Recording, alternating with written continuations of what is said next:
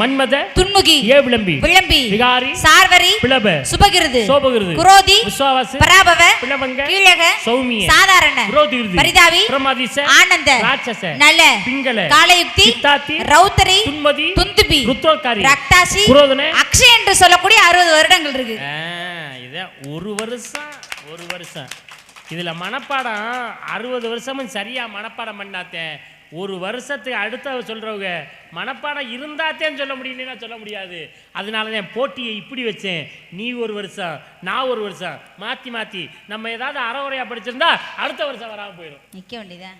நீ அடுத்த வருஷம் வரணுங்கிறதுக்காகத்தே இதை சொன்னேன். நான் இப்ப எதுக்கு சொன்னேன்?